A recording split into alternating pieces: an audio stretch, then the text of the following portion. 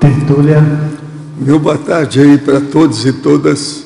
Hoje é dia 13 de março de 2013, quarta-feira. O verbete é de número 2595.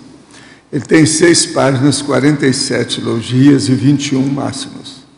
Eu chamo a atenção que na divisão do detalhismo tem 16 máximos. O tema é acolhimento hospitalar. A especialidade é interassistenciologia.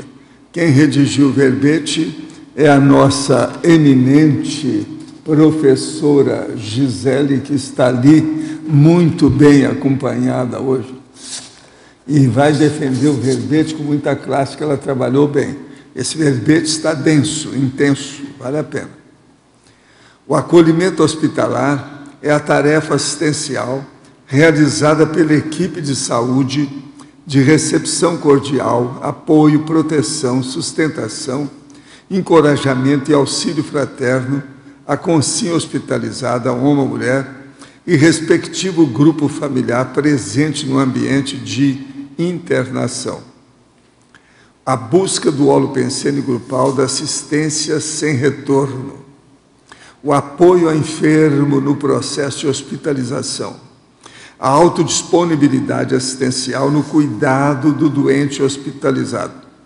A paciência infinita no atendimento ao paciente. O bom humor terapêutico na abordagem ao doente. A cordialidade na recepção da família de paciente hospitalizado. A solidariedade teática à família de paciente grave. O estabelecimento de relação de confiança assistente-assistido, promovendo adesão ao tratamento. Eu quero chamar a atenção que tem mais de 20 linhas a patologia. A assistência silenciosa pelas energias conscienciais. O amparador extrafísico de função. A prática diária da TENEPS indicando caminhos assistenciais. O acoplamento áurico na assistência hospitalar. A paramnese no início do atendimento. A sinalética energética parapsíquica indicando atendimento difícil iminente. A sinalética energética parapsíquica de amparo ao assistido. Agora, nós temos aí, na argumentologia, o top da caracterologia, com 40 características da atitude acolhedora hospitalar. Aqui também está precisando fazer hospitalar, olha aí. Está faltando um pedacinho também que eu vi agora. Agora, são 40 itens que tem na caracterologia, vale a pena ver isso. Agora, na remissologia, dos 15 itens, nós destacamos acolhimento assistencial extrafísico, assistência sem retorno, hiperacuidade interassistencial, mini peça interassistencial e oportunidade de ajudar. Frase enfática: o acolhimento fraterno é o primeiro passo para a assistência hospitalar bem-sucedida. Predispõe o assistido ao tratamento e à recuperação da saúde em todas as fases da internação. Você já teve a oportunidade de atuar na tarefa de acolhimento hospitalar? O desempenho pessoal foi satisfatório? Qual o resultado? Eu chamo a atenção que a bibliografia específica tem 2 fontes bibliográficas escolhidas. Agora, a mega-análise aí com João Paulo, do acolhimento hospitalar, são 22 itens. Apoio, amparo, respeito, recuperação, dedicação. Prontidão, humanização, hospitalização, benevolência e assistência. Urgência, prudência, tratamento, altruísmo, fraternismo, enfermidade. Serenidade, cordialidade, solidariedade, receptividade, disponibilidade e interassistencialidade. Agora, o verbete hoje do dicionário tem 2 páginas, é autoquestionologia, o argumento é autoconsciência metrológico. Ele tem 61 itens chamativos. E no enunciato, ele tem o tiratemologia, com 13 itens de indagações, de pergunta, que vale a pena a pessoa ver, para ela entender mesmo o processo das questões. Agora, nós temos aí o questionário. No verbete do DSC, autoquestionologia, nós temos aí, o senhor poderia exemplificar a premissio, inventariologia. O item, ver o próximo passo evolutivo e estabelecer o mapeamento da autossobrevida cosmoética e produtiva. Aqui eu digo o seguinte: somente com mega perguntas iguais às listadas aqui e as respectivas respostas críticas, você consegue chegar ao balanço eficaz da própria existência humana. Contudo, a pesquisa não deve parar por aí. Importa você fazer um inventário do que está faltando, além das questões, ver o próximo passo evolutivo e estabelecer o mapeamento da autossobrevida cosmoética produtiva. Viva a autocogniciologia. Então, você veja aqui o seguinte: o que é? O mapeamento da autossobrevida é você começar a calcular como é que está ficando cada dia que passa, o seu saldo na ficha evolutiva. O que é que você tem produzido nessa vida que vai ficar fixado na sua ficha de maneira produtiva, de maneira evolutiva, cosmoética, que vai ajudar você para frente. Esse mapeamento é fácil, é só ver o que você tem feito de bom. Olha bem e anota as coisas que sempre vai ter algum resultado e você vai chegar perto da realidade. Professor, quando temos pressentimentos e avisos de que determinado fato ocorrerá, como distinguir se tais avisos nos são passados por um amparador ou por um assediador que tem apenas a intenção de nos enganar?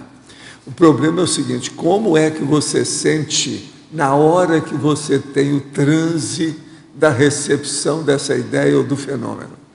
Se ele é desagradável, é porque está mal assistido.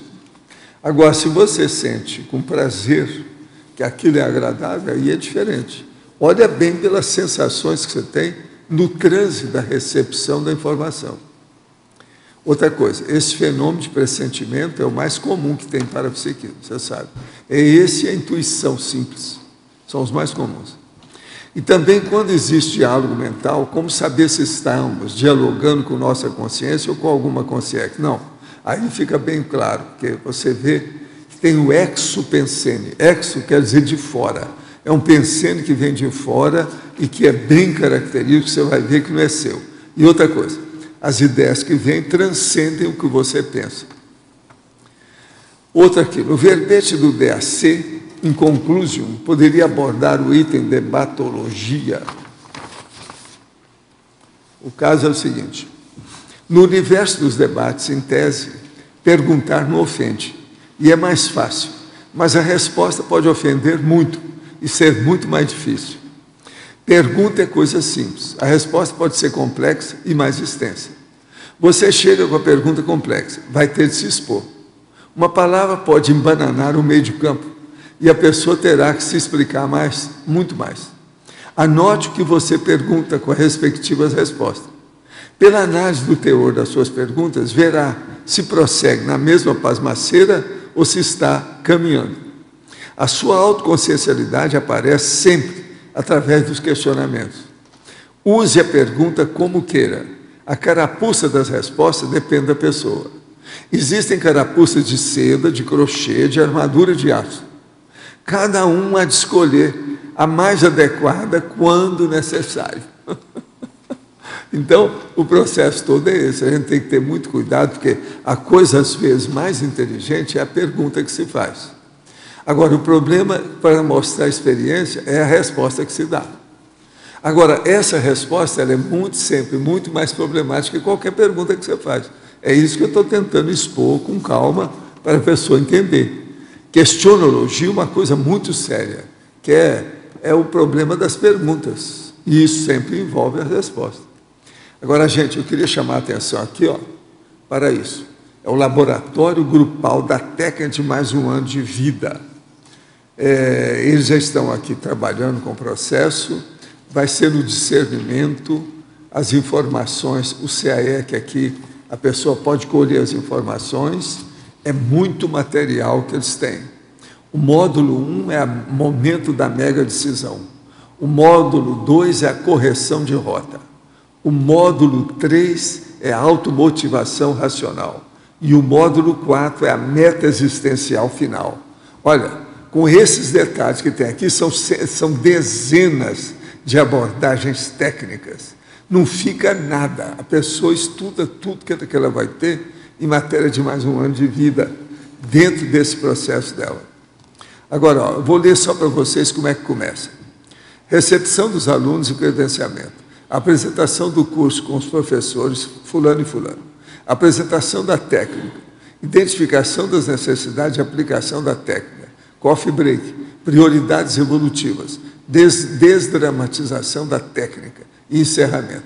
Isso é o primeiro dia, uma sexta-feira. Depois tem o sábado, tem o domingo. Isso é o primeiro módulo. Agora, é muita coisa em mais um ano de vida intrafísica. Vale a pena ver isso aqui com calma.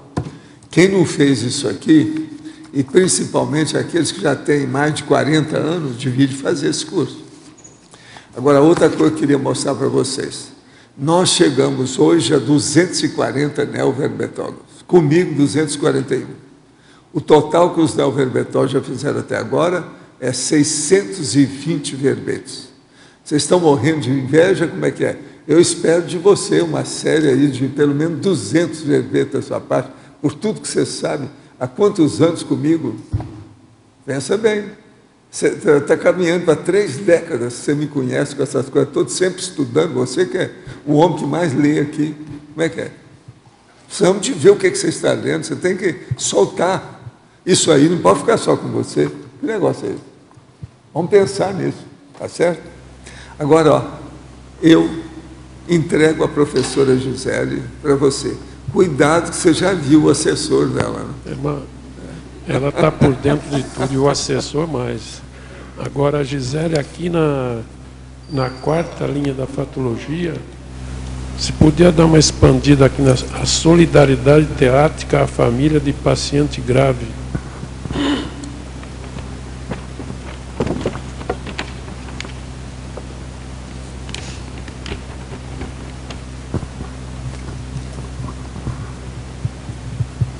Agora, uma das coisas que a gente mais encontra no trabalho lá no hospital, estou há quase 3 anos trabalhando no hospital, na parte de psicologia hospitalar, é justamente a questão do acolhimento das famílias de paciente grave. Porque as famílias, elas chegam geralmente bem desestruturadas ao hospital, muitas vezes sem informação do que está acontecendo, e a forma de fazer esse acolhimento, ela é muito importante, muito decisiva para a família entender o que está acontecendo com o paciente, para entender as informações que estão sendo repassadas. E a gente fala assim que, mesmo a família, quando ela está um pouco mais emocionalmente abalada, a gente não consegue enganar. Então não adianta você fingir de bonzinho para você acolher a família, ou você tentar persuadir, não adianta. Você tem que ser sincero, você tem que acolher de uma maneira fraterna para que aquela família, ela sinta confiança naquilo que você está transmitindo. E a gente vê que isso é fundamental, não só para paciente grave, mas para os outros pacientes também. Então, a maneira como a gente se coloca, a maneira mais doadora, mais espontânea, isso facilita o entendimento da família quanto ao caso. Agora, a técnica é abrir o jogo para a família. Sim, só que esse abrir o jogo, ele tem que ser de uma maneira também, a gente fala assim da questão da empatia, da capacidade de se colocar no lugar do outro, da forma como a pessoa vai entender a informação. Então, tem gente que você percebe que é um pouco mais esclarecido, chega ao hospital um pouco mais tranquilo e está mais aberto para as informações. Então, a gente tem uma forma de abordar. Tem outras famílias que não, que você tem que fazer toda uma preparação, para que aquela família entenda aquilo que você vai passar. E, às vezes, a notícia é uma notícia de óbito, Então, depende da forma como a pessoa chega, da maneira como ela chega ao hospital, é a abordagem que a gente vai fazer. Agora, na parafatologia, quinta e sexta linha, a percepção da consciência em situação de coma projetada durante a assistência à família. Onde é que está aqui? se você já teve alguma experiência. Sim. O que eu procurei colocar aqui na parafatologia? Todas as experiências assim que eu, durante esse tempo, né, de trabalho no hospital, já pude experimentar. Isso já aconteceu. Então, eu coloco aqui, até repito, a questão da sinalética, energética e parapsíquica, que eu considero assim, muito importante dentro do trabalho, não só dentro do hospital, mas em qualquer lugar onde você está, porque são os indicadores, né, daquilo que você está experimentando. E isso é muito importante porque o que você está falando, às vezes você não está falando só para a família, você está falando para a própria pessoa, ou você está falando também para as consciências que estão ali dentro daquele ambiente. Né? Então, já tive, sim, uma experiência nesse sentido. Tá, ok, obrigado. Gi, Silvana, aqui no ar. Eu estava lendo aqui o seu verbete, realmente é muita coisa que a gente quer saber e quer perguntar. Mas eu fiquei pensando numa coisa, assim. A gente que conhece você já de um tempo, convive com você, sabe um pouquinho das suas reações e como você se envolve assim no problema do outro, né? Você realmente é uma pessoa que se coloca muito no lugar do outro. E como é que você faz? Qual a técnica que você usa para você não agir de forma fria, também não se envolver, deixar tanto o psicossoma se manifestar e você ser realmente agir com compaixão? Qual é a técnica que você usa nesse caso para não se envolver realmente e ao mesmo tempo não ficar fria diante daquele sofrimento? Tem uma técnica que eu gosto muito, que é um conceito do distanciamento crítico, que está aqui na fatologia, que é uma técnica proposta pelo Angerame Camus. Eu trouxe até o livro aqui, para vocês verem. É um livro que eu gosto muito, é Urgências Psicológicas do Hospital, que eu coloquei lá na bibliografia, que é o seguinte: você conseguir se colocar no lugar do outro, você compreender o outro, mas você não sofrer com o outro. O que me ajuda assim bastante hoje no trabalho que eu faço foi um trabalho que eu fiz há um tempo atrás, há alguns anos, na consciencioterapia. Porque eu vejo assim, eu acho que todo mundo deveria passar pela OSC, pela consciencioterapia, porque isso ajuda a gente olhar para dentro da gente e botar a mão na lama, ver o que de fato está lá, que dificulta, que nos ajuda, que emperra emocionalmente, que faz a gente ficar travado em algumas situações. Então, ajuda a gente a entender melhor como a gente funciona, para a gente entender como o outro funciona. Então, quando você se coloca no lugar do outro e consegue perceber, né, dentro dos detalhes, das coisas que ele está trazendo, seja verbalmente ou através dos gestos, você consegue fazer uma assistência mais qualificada. Porque eu sempre falo assim eu falo meu povo lá no hospital, né, que é a minha equipe, eu falo que quando a gente entra dentro do hospital, a gente põe o pé para dentro, a gente tem que esquecer os problemas do lado de fora. E a gente tem que deixar de ficar olhando para o próprio umbigo, porque senão você não consegue se colocar no lugar do outro. E é como se você, naquele momento ali, você esquecesse de você e passasse a ver o outro, né, a forma como o outro está entendendo a situação, para que você consiga acessar mais o outro. Então, se colocar no lugar do outro é justamente isso. Eu acho que é uma atitude, por isso que eu até coloquei aquele verbete, né, inegóico mesmo, de você não olhar para o próprio umbigo, de você se colocar no lugar do outro, ver o que ele precisa, qual que é a necessidade dele. Quando a gente faz isso, a gente não entra dentro do sofrimento dele, porque a gente não se envolve emocionalmente. E o distanciamento crítico é justamente isso, é você compreender, você olhar, mas você manter um distanciamento dentro, né, daquela condição que ele está apresentando para você, para que você não sofra junto com ele. Porque se a gente for sofrer, chorar, né, junto com ele, a gente não consegue ajudar. Então, a gente tem que estar melhor, é aquela ideia do menos doente ajudar, né, ao mais doente, de você se colocar no lugar do outro, você entender a realidade que ele está trazendo, para que você consiga, de fato, né, acolher de uma maneira mais adequada, dentro da necessidade dele. Obrigada, Gil. Professor Walter, na tirateimologia, quais são os indícios que a consciência pode ter que ela esteve na Comunex Pombal? O problema todo tem que examinar se isso foi entre 1975 até 1985. Isso, o mais comum. Você está entendendo? Mais ou menos esses 10 anos por aí. Isso aí, primeira coisa que tem que ver isso. Se foi mais ou menos nessa época que aconteceu alguma coisa com ela. Quase sempre, se a pessoa estava aqui, intrafísica, como pessoa, homem, mulher, ela tinha dificuldade de pescar o que é que ela viu lá. Se ela ainda estava extrafisicamente, ela pode ter visto com mais detalhes. Então, ela tem melhor retrocognição. Isso tudo tem que ver. Agora, o processo todo é de ideia. Está entendendo? Como é que houve, se a pessoa está com ideia firme. Agora, alguns podem ter estado lá antes de ressomar. Tem muita gente nova aí que já viu isso. Tem gente que eu lembro que eu vi a pessoa mais ou menos lá. Mas isso é raro. As pessoas que estavam aqui, que foram lá, são mais raras. Chegou num certo ponto que eles até não fizeram isso mais, de tirar a pessoa do corpo para levar, porque o resultado era mínimo. Não dava, era muito esforço para pouco resultado. Entende? Agora, tudo terminou em 85. Agora, a intensificação maior foi de 75 a 85. Teve alguma coisa um pouco antes também, entendeu? Mas o que foi mais foi nesse período. Como é que é? Pombal. Não, eu estou falando é o pandeiro. Agora, o pombal, isso aí a maioria teve lá, né? Isso não precisa de falar. O negócio para ver mesmo é o pandeiro.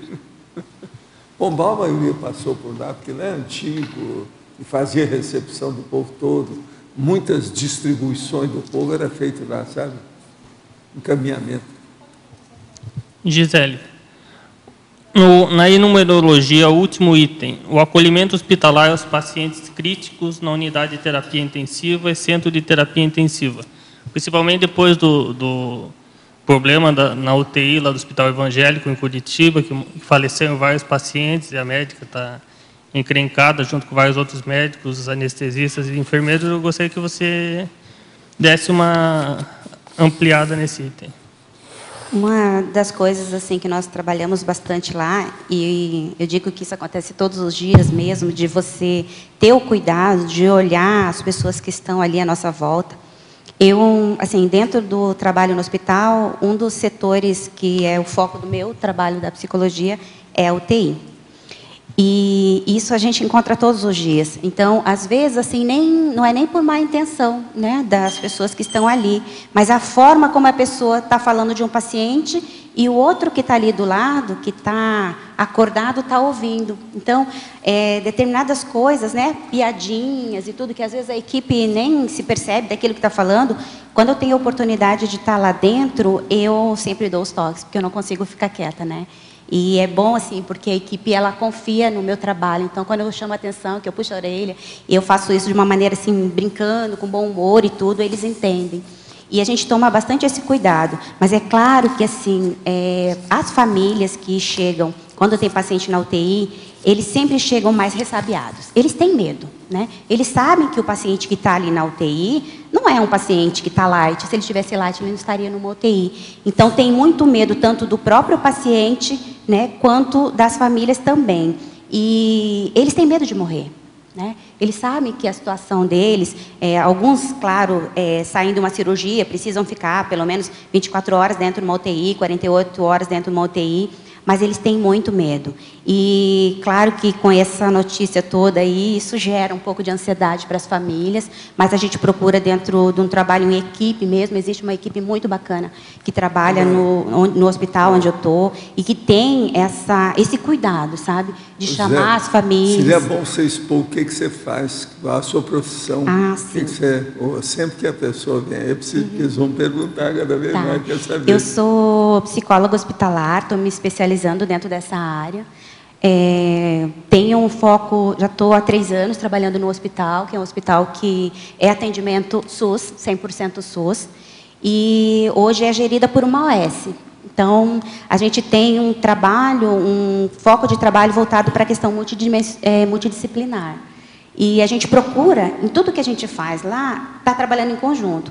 Por isso que esse verbete, eu pensei em acolhimento hospitalar, não pensando na psicologia, né, mas pensando no trabalho como um todo, porque é uma tarefa que, assim, é uma das coisas, uma das bandeiras que eu, né, trabalho lá dentro do hospital, dentro da comissão de humanização, a questão da forma como a gente acolhe os doentes e a gente acolhe as famílias. E o resultado que isso dá para o trabalho de todo mundo lá dentro, né?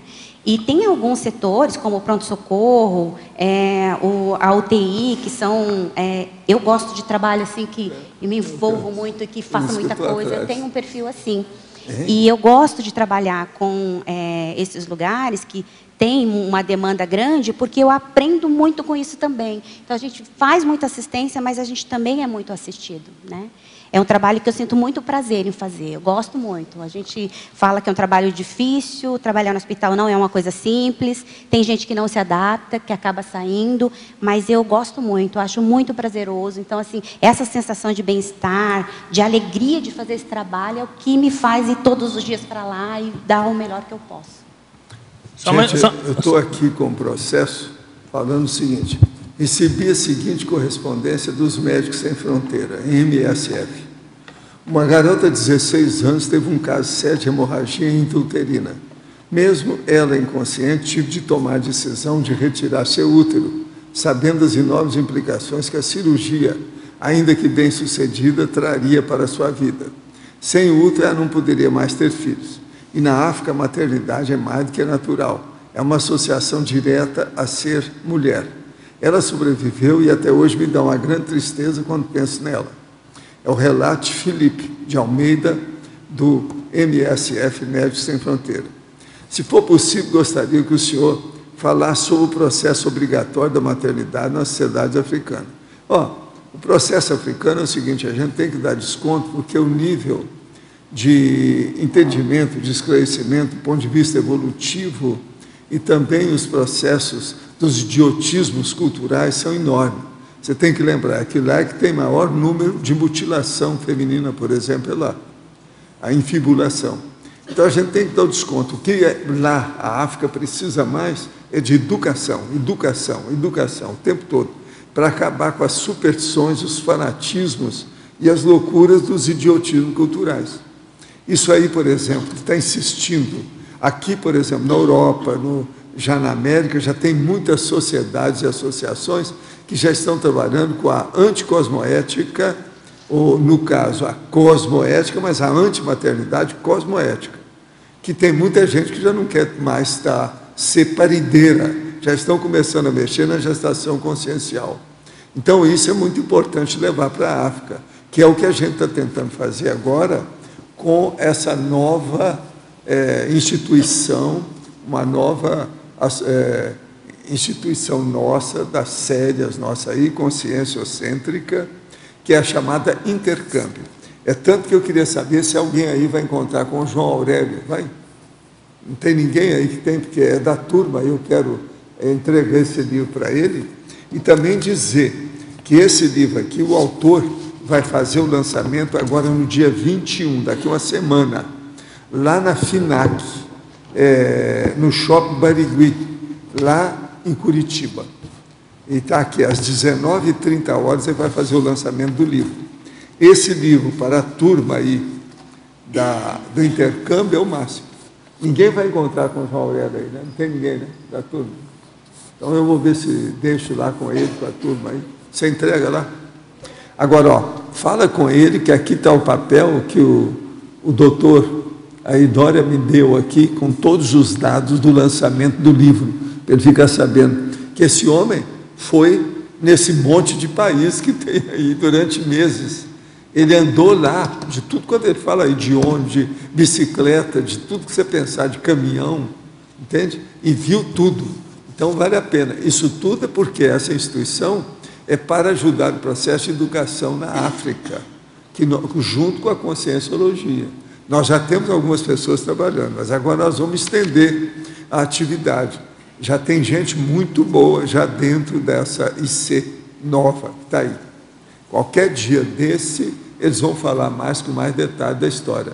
Agora aí entra o João Aurélio, a Kátia, senhora dele, a Juliana, que é de lá, o nosso amigo Pina, que trabalha lá, e uma série de colaboradores e voluntários que estão ajudando, já mexendo com 3 ou 4 países já de início.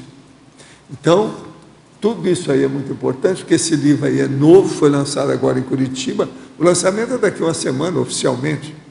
Então, isso aí foi um achado aí do Dória, isso aí você vê em cima do lance, que é o processo. E você também, depois você entra em contato com eles, porque ele também está querendo colaborar com a turma da África. Seria bom. Você está vendo os médicos sem fronteira, como é que eles têm problema? Não é fácil isso aí. Agora aqui, verbete do DAC.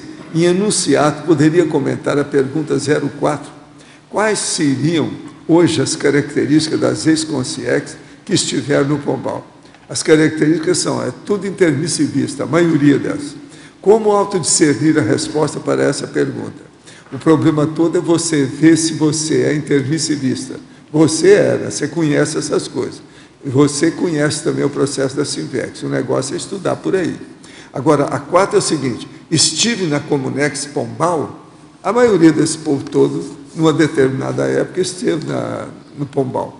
Pombal é uma Comunex muito antiga, com muita capacidade de assistência, e trabalhou com muita gente que esteve aqui. Eu acho, por exemplo, assim, que mais de 1/3 da turma que aparece aqui, que é intermissivista, esteve no Pombal. Entende? Mais de 1/3.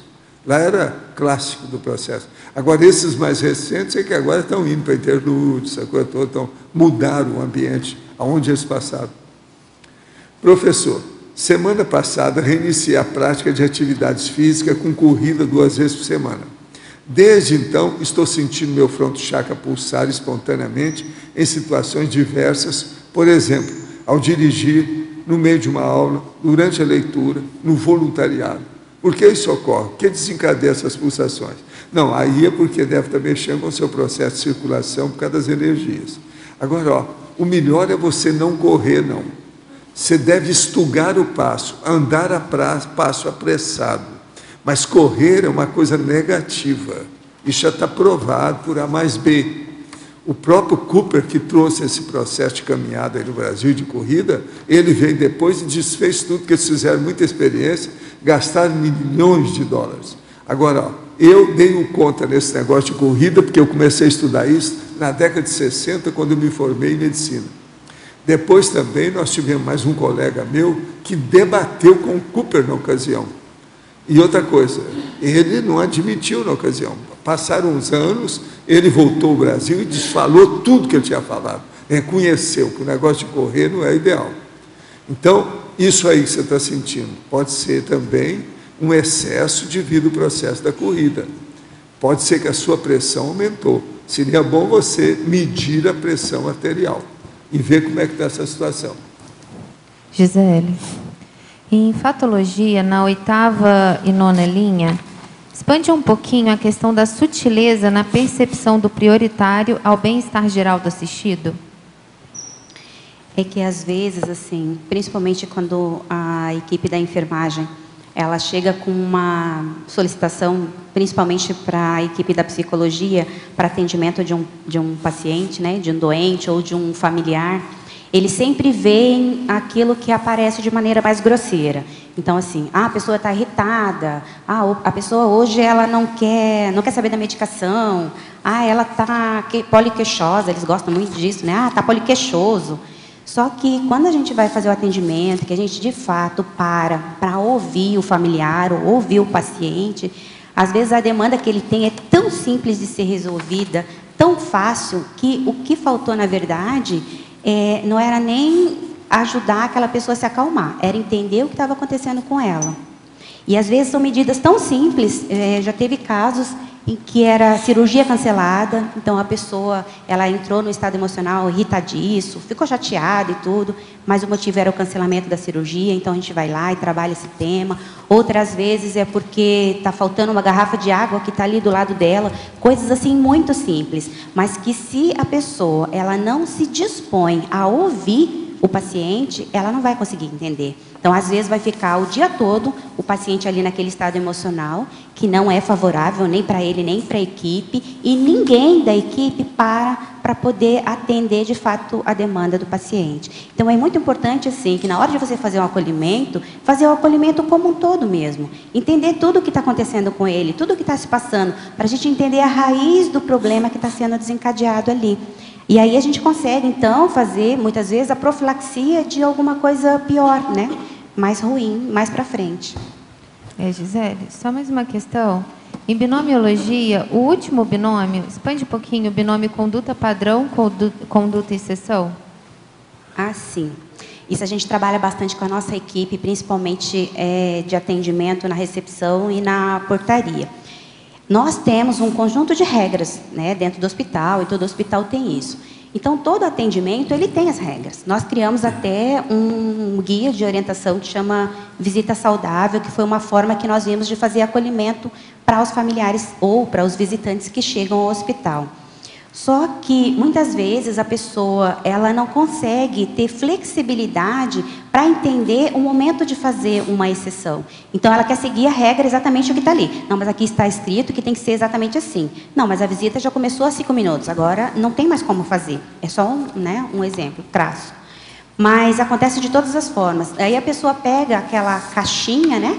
E ela quer enquadrar todo mundo dentro daquela caixinha. É claro que a gente tem que ter um cuidado, sim, de seguir as normas, de seguir os critérios, porque eles são criados para justamente trazer a segurança, principalmente do paciente, que é o foco do nosso trabalho. Mas também a segurança da equipe que está trabalhando ali, a segurança também da família. Então, os critérios, eles existem justamente para garantir essa segurança. Mas nós temos que ter o bom senso para olhar, né, qual é o momento de se fazer uma exceção. E as exceções, elas existem sim, e elas são muito produtivas. Então, o que nós fizemos para poder nos ajudar no hospital onde eu trabalho a melhorar um pouco mais esse atendimento, esse acolhimento inicial, né, quando era alguma coisa exceção?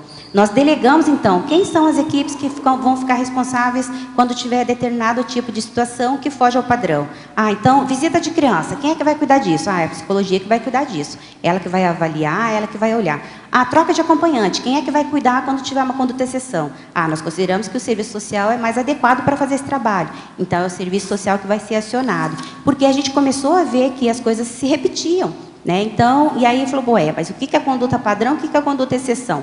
Separamos primeiro o que era isso e depois delegamos equipes para poder resolver as situações que eram, de fato, né, exceções, que deveriam ser avaliadas, verificadas, né? E ser concedidas ou não. Professor, o verbete do DAC é muito oportuno. As perguntas precisam ser diretas e simples, senão acaba expondo apenas o questionador. Desculpe pela minha pergunta confusa na semana passada. Vou aceitar o desafio de fazer o verbete sobre o tema. Agora, sempre vou perguntar com base em texto e com papel ou livro na mão. Vou escrever o verbete.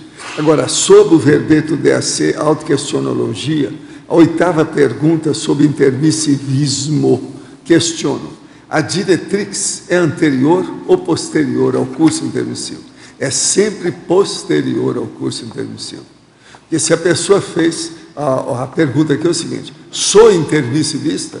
Então, se a pessoa a diretrix que ela vai ter para o processo da vida e o problema evolutivo sempre vem depois do curso intermissivo, porque ela recebeu um esbrega, um impacto. Aquilo, então, modifica tudo que ela pensava anteriormente ao curso. E isso é muito importante, é só pensar por aí. Última linha, na fatuística, o processo da culpa manifestado pela família de paciente crítico, dificultando o acolhimento no hospital. Você pode falar um pouquinho mais? Sim, isso aqui, na verdade, acontece bastante dentro, né, da realidade que eu atendo lá junto com a equipe. Muitas vezes, a família ela chega com uma cobrança exagerada, né, sobre o que está acontecendo com o paciente, sobre o que aconteceu com o paciente. E quando a pessoa chega cobrando muito, querendo saber muito, e muitas vezes agressiva, a gente já para pensar. Então, a gente acolhe de uma maneira calma, tranquila, ajuda a pessoa a racionalizar as informações que estão sendo repassadas, para depois, no segundo momento, quando a família já entendeu que a nossa intenção é de ajudar, é de acolher, é de assistir, né? Ela, então, consegue, né, fazer esse rapport com a gente e acaba trazendo o que, de fato, está deixando ela naquela condição. Então, por exemplo, a pessoa, ela dessomou. E ela já não tem mais o que fazer. E ela começa a culpar tudo. Ah, mas foi falta disso, foi falta daquilo. Ah, o SAMU não buscou no tempo correto. Ou então, chegou aqui e não foi atendido imediatamente. Ela começa a achar um monte de coisas, ou pensar várias coisas, que poderiam ter sido, então, a causa daquela dessoma. Só que depois ela vê que aquela agressividade toda, aquela forma como ela chegou, e aquelas acusações todas, estão fazendo, né, um processo de catarse dela, porque o que ela queria, na verdade, era que o paciente estivesse vivo e que ela tivesse mais uma oportunidade de estar com ele, muitas vezes de pedir perdão, de falar as coisas que gostaria de ter dito e não teve oportunidade, ou teve a oportunidade e não conseguiu fazer esse movimento. Então, é como se faltasse o chão para ela. E ela, assim, não tem mais. E agora? O que eu vou fazer com essa culpa toda? Então, aí entra, depois desse segundo momento do acolhimento da equipe, entra, então, o trabalho da psicologia hospitalar, onde a gente vai trabalhar esse tema com ela e depois levá-la até o leito para que ela consiga fazer esse movimento, mesmo que o paciente não esteja mais, né, em vida, para que ela consiga fazer isso junto com ele, enquanto ele ainda está ali no leito. E a gente vê, assim, que tem bons resultados, porque a pessoa vê que aquela pressa, aquela emergência, não dá mais para fazer isso. Então, o que ela pode fazer daqui para frente? Voltar no passado, ela não tem como fazer mais, mas o que ela pode fazer agora? Né? E o que ela pode fazer daqui para frente para poder trabalhar esse conteúdo que para ela não estava muito bem resolvido? Então, dentro da psicologia hospitalar, a gente ajuda dando alguns caminhos para que a pessoa faça esse movimento. Às vezes da família não ter conseguido assistir melhor o paciente? Sim, acontece bastante. Por quê? Porque, às vezes, eles priorizam o trabalho, às vezes, eles priorizam o lazer, uma viagem, e eles acabam esquecendo, ou eles acabam se acomodando com uma pessoa doente dentro da família. Elas acostumam mesmo, às vezes eles chegam a falar isso para a gente, que aquilo passa a ser uma rotina, a pessoa é doente. Então, eles não veem mais a pessoa, eles veem o doente. E isso, sim, dificulta, porque, às vezes, eles negligenciam na forma do cuidado, né, a esse paciente, e, às vezes, ele acaba indo para o hospital justamente por falta de cuidado da família. O que nós, né, enquanto equipe, assim, da comissão de humanização dentro do hospital, que tem profissionais, assim, de todas as áreas envolvidas, a gente está pensando em fazer? Foi uma sugestão, uma ideia do Dr. Roberto, e que foi muito bem recebida pela comissão de humanização, que é a gente fazer uma capacitação para os cuidadores.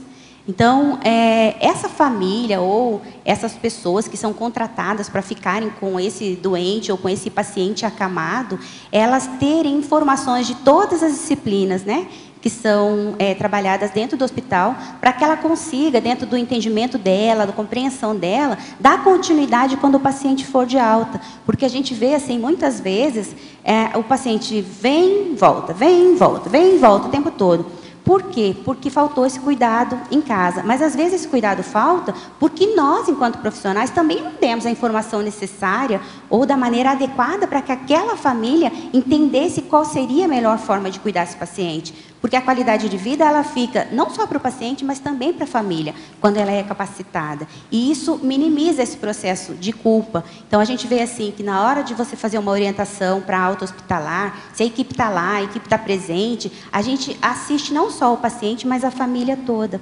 Então, isso mostra para a família a responsabilidade que ela tem com aquele paciente. Então, vai diminuir a possibilidade, depois de numa reinternação, se esse paciente, né, dessomar, de ele não ficar com processo de culpa porque faltou cuidado, porque foi negligente, né, ou porque não deu a atenção que o paciente realmente precisava.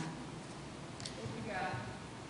Gisele, aqui no ar, na página 2, para a fotologia, na quarta linha, quarta e quinta, tem duas sinaléticas aí que eu gostaria que você explicasse um pouquinho melhor. a sinalética energética e parapsíquica, indicando atendimento difícil iminente. Ah, sim. E depois vem a outra, a sinalética energética e parapsíquica, de amparo do assistido. Assim, eu dou muita importância para a questão da sinalética. Eu desenvolvi ou percebi, né, algumas sinaléticas dentro do trabalho que são assim específicas quando eu estou lá. E eu percebo assim alguns casos em que no momento que eu estou em casa, que eu estou indo para o hospital, eu percebo alguma sinalética. Então, eu já sei que vai ter alguma coisa séria para ser resolvida, alguma coisa que eu vou ter que estar bem, procurar trabalhar as energias, ficar tranquila, ficar calma, porque eu sei que é um atendimento difícil que vai acontecer. Isso, a primeira vez que essa sinalética apareceu, eu não tinha noção do que era, eu fiquei, procurei trabalhar a energia e tudo, mas não sabia o que me esperava. E aí, depois dessa primeira experiência, eu vi que isso se repetia. E toda vez que isso se repetia, eu via que era o momento de eu parar tudo que eu estava fazendo, procurar ficar tranquila, buscar um estado de serenidade, de tranquilidade, porque eu sabia que a situação ia ser difícil.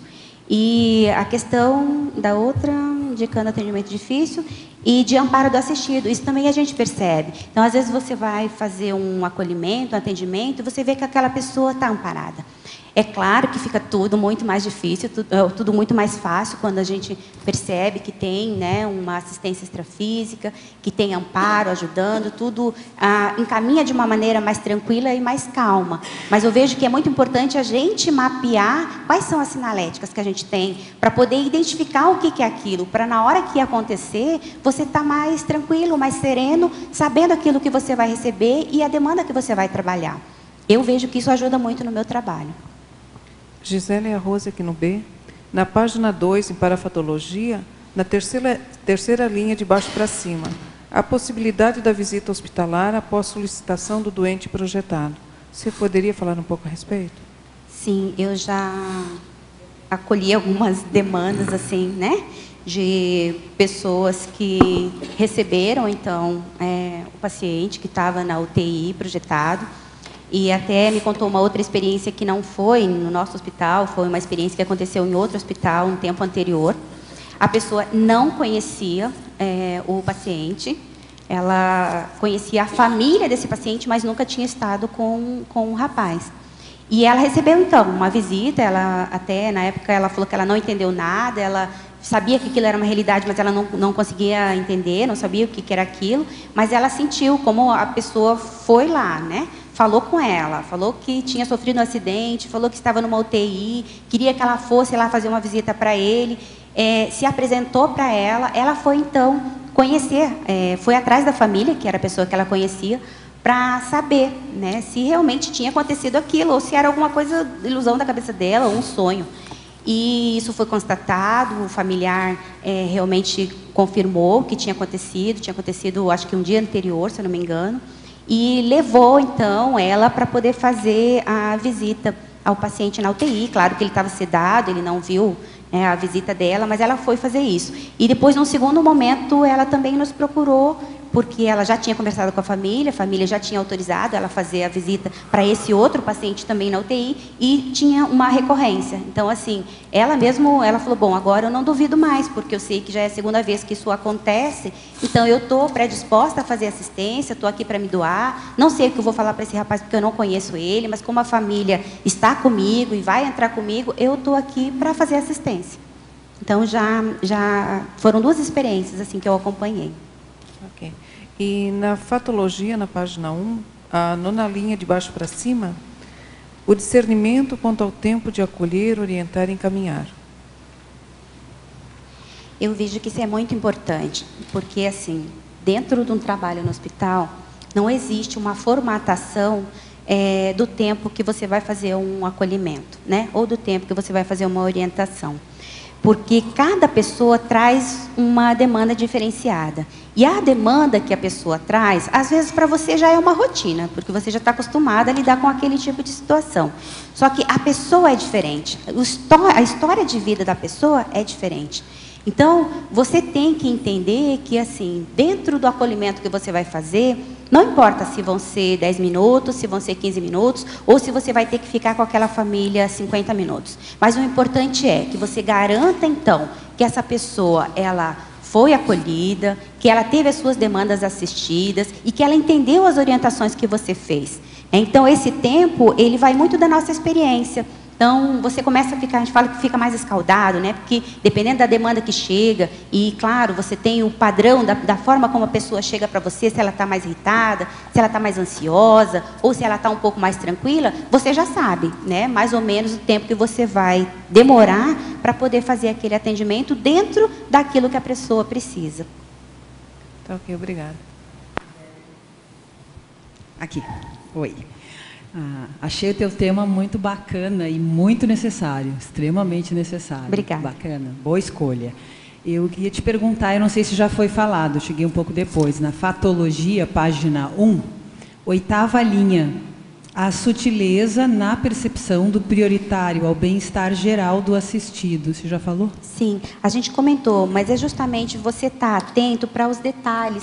Né? Então, assim, cada situação, ela tem os seus pormenores, né? Então, se você está, de fato, disposto a fazer um bom acolhimento, a fazer um bom atendimento, você vai ver as nuances, as diferenças, os detalhes que aparecem. E é isso que vai fazer com que você faça, de fato, um atendimento mais assertivo, né? Eu achei interessante esse tema porque a pessoa vai se tornando um especialista em assistência, né? Então, cada um que chega faz com que a pessoa tenha uma postura diferente, então ela vai se especializando.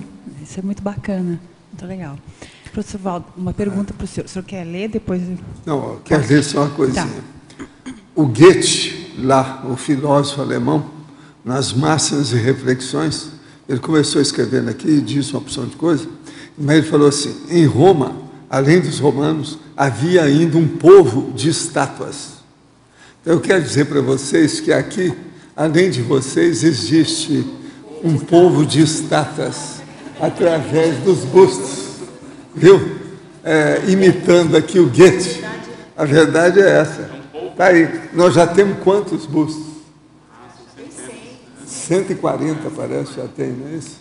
Então, vocês já ficam sabendo que a gente tem um povo diferente de vocês. Agora, eu queria lembrar o Goethe o seguinte, que tem um terceiro povo, que é o extrafísico que está aqui em torno da gente, que esse tem mais gente, é o mais numeroso, é esse aí. O menos numeroso é o das estátuas, tá certo? Vocês estão na média, quer dizer, nós. Não. Então, professor Valdo, na página 12 do seu verbete, na sua listagem em tirateimologia, dos 13 itens, né? O senhor trouxe para nós 13 mega questões. Pois é, isso aí que o Cláudio que falou lá sobre as perguntas, que essas perguntas estão em cima do lance. É isso que precisa ser feito em pergunta, é o que ele falou. Essas 13 aqui foram escolhidas. Você vê que são horríveis, né?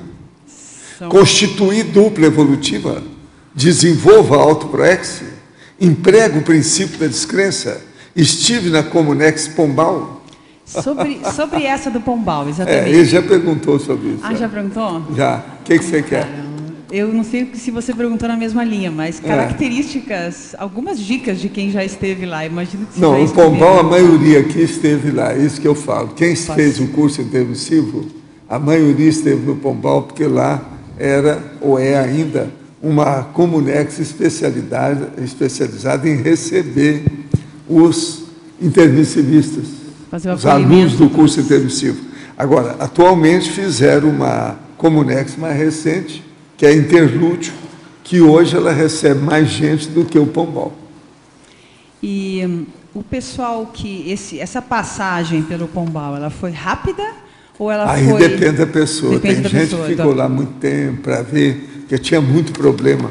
Até superar o processo, demorou. Então, ficou em convalescência durante a temporada, etc. Entendeu? Tá. Processo de convalescência. Lá recebia tudo. Sob certo aspecto, aí, possivelmente era das tais que estava recebendo o povo lá no Pombal. Então, hoje já está recebendo aqui em hospital mesmo. Mas é o povo de lá.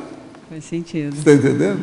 É a turma. E na página 13, mais uma pergunta. Lá embaixo, em mega polivalenciologia. Sim, o que você quer? Achei interessante que o senhor trouxe aqui, as 166... isso aqui nós fizemos aí, quando completamos 2 anos de tertúlias diárias no prédio próprio do tertuliário, ano base 2011, que a gente já faz 2 anos, né? Constatamos ter havido um aumento de 15% das perguntas em relação ao ano anterior. E 166 pessoas foram atendidas nos campos energético e mega euforização às quintas-feiras. Isso naquela ocasião, hoje é muito mais. O total de perguntas atingiu 14.090 em 12 meses. A média diária chegou a 38 perguntas. O maior número de perguntas foi quando havia só 50 pessoas presentes e totalizou 63 perguntas. O tema foi a mega polivalência. As perguntas esclarecem. Quando menino, eu era uma pequena máquina de perguntas. Hoje, adulto, sou uma grande máquina de perguntas. Quem pergunta quer saber. Estou falando a minha condição, eu não sei como é que vocês são. Ninguém gostava, principalmente certos adultos que eu via que tinha mais cabeça, não gostava que eu ficasse perto, porque eu perguntasse sobre tudo. Sim. Atualmente, quem dá o conta nas perguntas comigo é a minha mulher, a Graça, de vez em quando. Não, mas não pergunta. Você está entendendo? É muita pergunta que eu quero saber de tudo. Então, vou perguntando, né? Aquilo que eu não sei. Quero saber, por todo lado que eu vou, eu pergunto ainda muito. Eu acho que eu pergunto hoje mais do que era antes. Mas é que eu pergunto com mais classe, tem um pouquinho mais de educação, às vezes. Sobre isso que o senhor falou aqui, dos 166 para os 14.090 em 12 meses, associado a esse tema, mega polivalência. Eu acho que esses números aqui todos já foram ultrapassados. Nós já estamos no 4º ano aqui, né? Já passaram 2 anos. Por exemplo, a média diária, eu preciso de ver aí como é que está. Isso aí eu não sei. Agora, por exemplo, 63 perguntas, nós já tivemos aqui mais. Nós já tivemos, depois disso, já ultrapassou isso aqui. Já ultrapassou. Conforme um dia. Agora, tem dia que às vezes não. Teve um dia desta semana aí passada que teve só 4 perguntas de fora. Mas é que às vezes tem problema, tem chuva, cai a árvore em cima aí dos negócios, não tem a transmissão adequada, isso tudo tem que descontar, né? Agora, num dia, por exemplo, tem muita gente, por exemplo, 30, 35, 25, isso é comum. Hoje, por exemplo, aqui, ó, hoje não tem tantas. De fora tem até agora 8 perguntas só. Entendeu? Agora, o problema é que, conforme o tema, se faz muita pergunta aqui também, no tertuliário diretamente. Então, mais uma, já que o senhor falou da pergunta. Eu sei que o senhor já falou a diferença entre o pombal e a interlúdio, mas a pessoa, quando ela passou pelo pombal, ela ficou em convalescência. Isso acontece também no interlúdio? Não sei se o senhor já falou. Também eles têm, porque às vezes a pessoa fica lá, ela fica em reflexão. E não é 5 horas, às vezes é mais tempo, porque ela precisa, para ponderar o que vai fazer, mudar o rumo, se encaminhar na vida, né? Isso tudo tem que examinar. E agora as pessoas estão sendo mais direcionadas para o interlúdio? E agora também já tem mais infraestrutura. Okay. O interlúdio tem mais infraestrutura do que lá no pombal. Com isso aqui, ok. Tem? Beleza, obrigado. Professor Valdo, uma pergunta sobre o pombal. Quais eram as características do ambiente? O pombal lá é o seguinte, lá ninguém anda assim, todo mundo voa, é a volitação. E outra coisa, lá não tem rua. É como se fossem quarteirões que são erguidos, como se fosse edifício. Então não tem rua. Agora aparece assim um jardinzão grande. O local é lindérrimo. Agora, as flores que tem, com aquele negócio todo de ornamentação, tem uma tonalidade azul clara, brilhante. É uma beleza lá o pombal. Por isso que eu chamo de pombal, porque você vai lá igual um pombal mesmo. Você tem que aterrissar lá com a volitação igual um pombal. E outra coisa, de vez em quando você vê aquela revoada de concierges que estão chegando. Tudo pelos ares. Agora, eles levam lá, para chegar lá, tem que levar um grupo volitativo. Quem leva isso, geralmente, são pessoas especializadas, as concierges especializadas nisso. Isso aí muda muito o problema, porque a pessoa já tem um choque. A hora que ela chega lá e não tem nada que está andando, o processo todo é volitando, daqui para ali. Então é aquela passarinhada enorme, tudo consegue, entende? Agora, o nível lá é muito antigo em matéria de assistência, é coisa muito antiga, já vem de muito tempo. Então isso tudo pega na balança também, né? Professor, tenho dificuldade para sentir a movimentação de energias. O que acontece? Tenho a sensação de que eu estou utilizando a imaginação e não estou movimentando a energia de fato. O que posso fazer? Não, ó, isso é para quem está começando. Vai insistindo com o assunto, que chega num certo ponto que todo o seu processo de autossugestão vai desaparecendo e você vai ver na realidade. E a hora que você começar a sentir as suas energias, você vai começar a sentir as energias de fora, que são diferentes das suas. Agora, para isso, a pessoa tem que insistir na vivência do processo. Professor, na cosmoconsciência, a pessoa vê e ouve tudo que acontece no universo simultaneamente. Ela se torna temporariamente onisciente? Não, o problema não é bem assim, não. Ela se torna o seguinte, ela amplia, como se ela tivesse assim uma visão global, uma audição global, um entendimento global. Então, a cosmovisiologia dela se amplia. Ela aí vai começar a ter mais noção do que ela é, ou seja, qual é o seu paracérebro, como é que ele funciona. E a pessoa tem contato com as coisas. Agora, esse processo é difícil também devido à sutileza e à complexidade da manifestação. Então, por exemplo, você na cosmoconsciência, às vezes, você vê um objeto. Você quer entrar naquele objeto e saber tudo que tem. Você pega aquilo por atacado, sabe tudo de uma vez.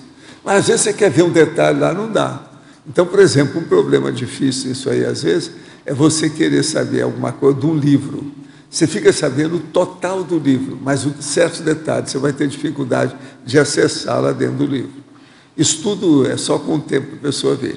Agora, a coisa mais séria, a cosmoconsciência, ela dá um equilíbrio íntimo para a pessoa que atinge aqueles processos lá do memorando, aquelas 12 itens mais sérios que eu vivo falando neles aí.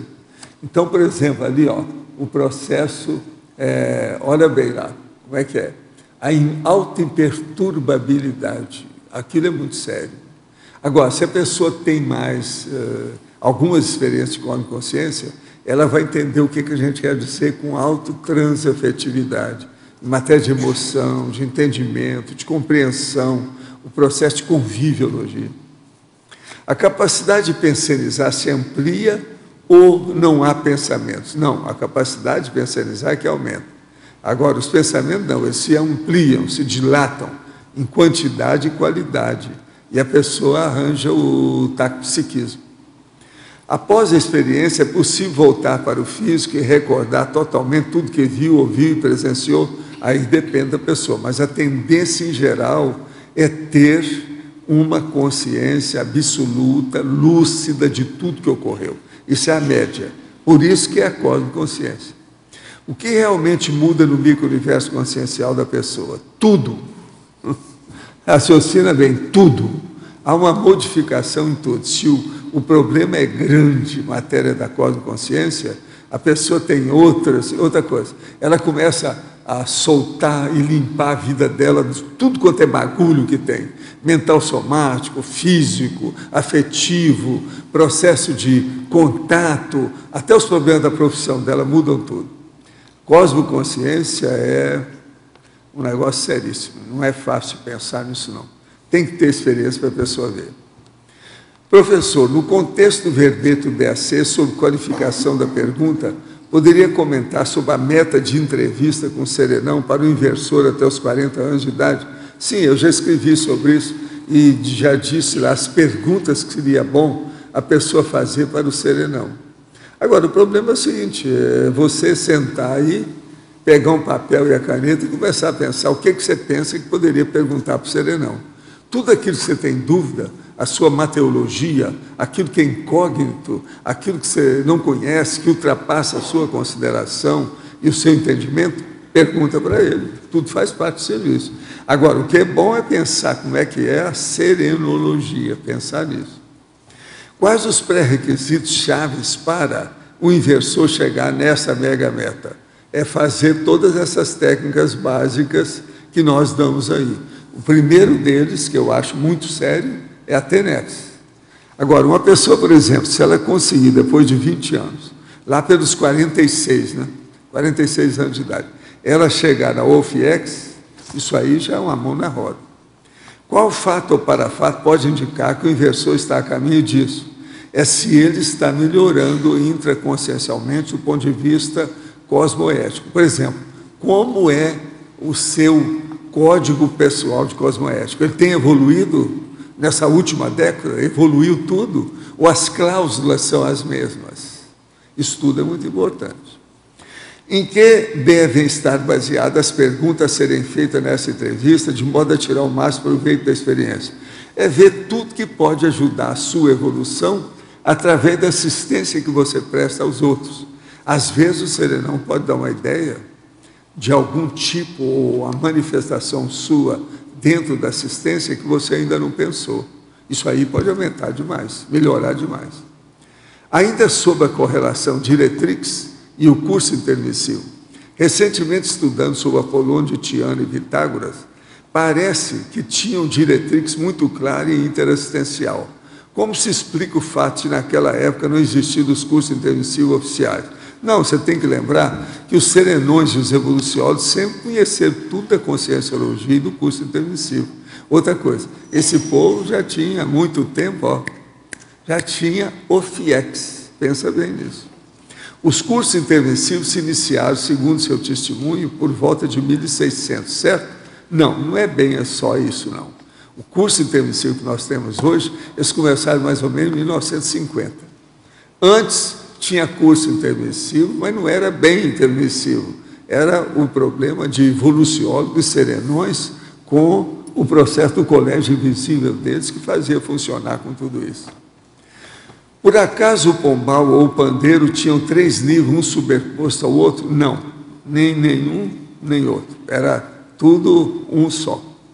Pergunto isso porque existem uma comunex numa ex-projeção que tive. Quando retornei para o Soma, passei por esses níveis.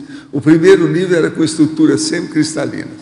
O segundo era cachoeiras e muita natureza. O terceiro é uma planície com bastante energia.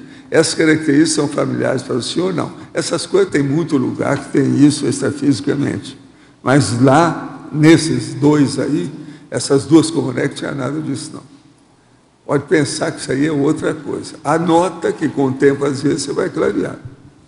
Existe muito processo extrafísico. Tudo aqui, é arremedo e caricatura do que tem extrafisicamente. Então, pensa. E lá, tudo é feito com muito mais critério, mais inteligência, visando o processo evolutivo de uma maneira cosmoética. Agora, a baratrosfera é tudo igual aqui, né? Ou pior, né? A maioria é pior.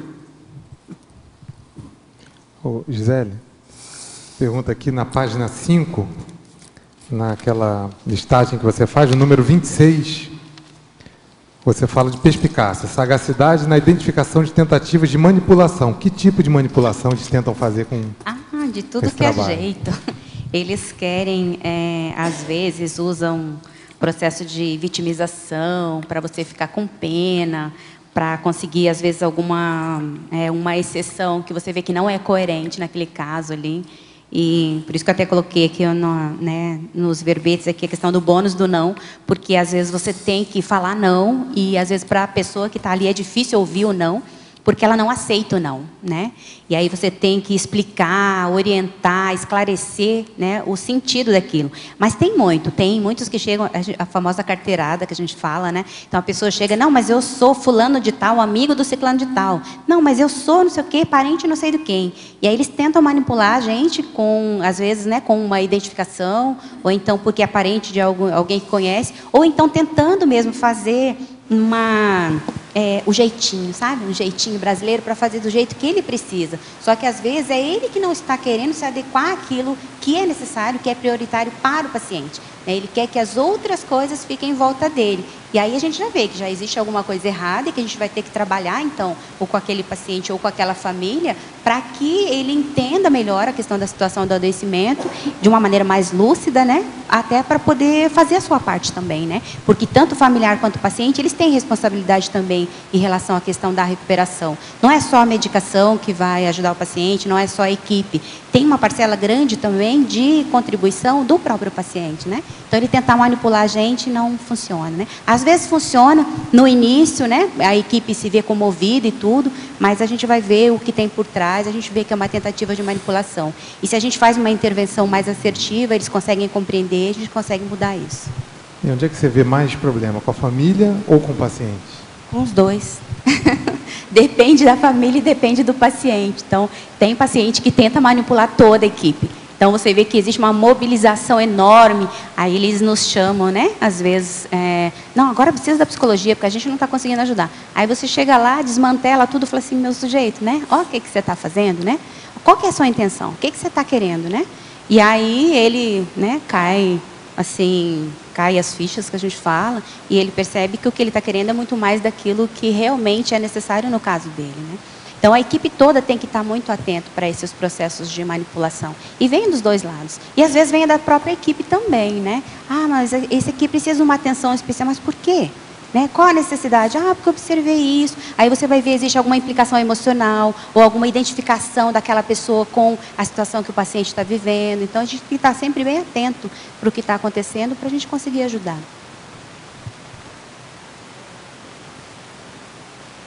A doxologia, você já comentou o primeiro, não? O paradoxo do primeiro atendimento poder ser o último atendimento? Não. Então, fala um pouquinho disso aí no contexto do hospital. Uhum. É que isso para a gente é sempre muito importante, principalmente em alguns setores do hospital. Tem paciente que você vai atender e você, principalmente os pacientes mais graves, os pacientes mais críticos, e você não sabe, né, se daqui meia hora ele ainda vai estar vivo ou se quando você vai voltar amanhã ele já dessomou. Se você vai passar o final de semana e quando você voltar ele já teve alta. Então, a gente sempre fala que aquele atendimento que você está fazendo, ele tem que ser o melhor atendimento. Por isso que a gente colocou até isso lá na técnica. De todo atendimento ser o melhor atendimento. Porque pode ser a última oportunidade que você tem para estar com aquele paciente. Então, a gente tem que fazer o melhor que a gente pode, atender da melhor maneira possível, fechar o caso ali dentro daquele contexto para que a gente consiga fazer uma assistência.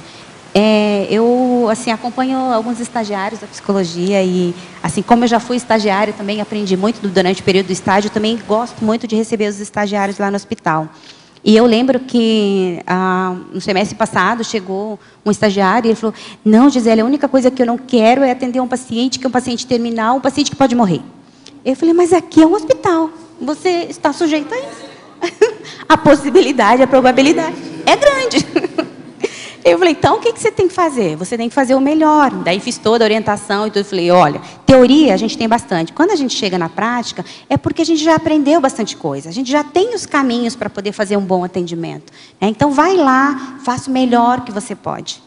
E foi justamente o primeiro paciente que ele atendeu, foi um paciente que naquele mesmo dia dessomou. E foi muito bom, porque assim, não a dessoma, né? Mas foi muito bom porque ele entendeu, assim, quando ele chegou para fazer a supervisão, logo depois do atendimento, ele falou, nossa, gente, você não sabe o que aconteceu. Fui atender um paciente e ele confiou em mim. Foi muito bom, consegui fazer um bom rapport. E ele fez uma retrospectiva de toda a vida dele. Então, ele teve a oportunidade, esse estagiário, de atender aquele paciente no momento mais crítico, que era justamente momentos antes da dessoma. E ele teve essa oportunidade de trabalhar todos esses conteúdos, de falar tudo como é que foi, o que não foi, as coisas que ele se arrependia. E o estagiário ajudou nessa condução. Então, foi muito bacana, assim. Aí ele entendeu o sentido do trabalho dele ali dentro do hospital. Gisele, como que na maniologia, como que vocês tratam a mania do familiar de alterar a regulagem do equipo do soro do paciente? E muitas vezes é o próprio paciente que faz isso. É difícil, porque eles são muito teimosos. Então, eles sempre acham assim que... Porque eles ficam na condição de acompanhante, né? Quando é visitante, não, é um pouco mais tranquilo.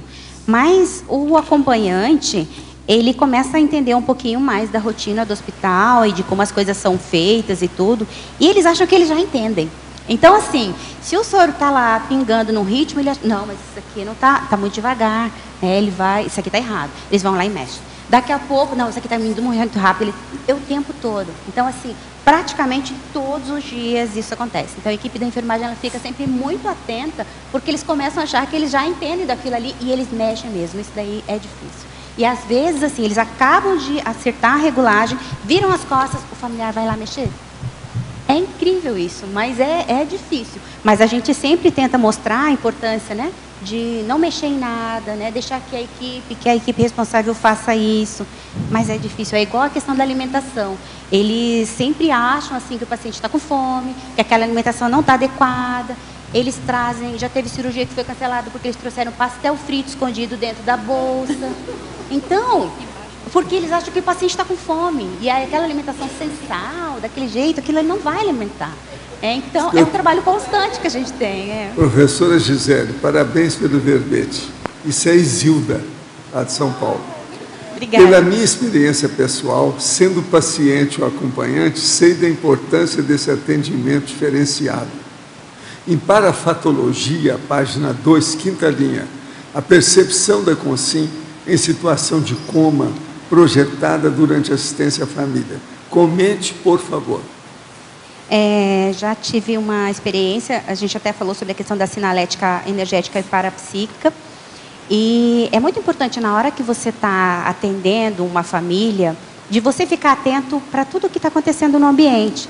Então, não resumir o atendimento exclusivamente à fala ou aos trejeitos da situação.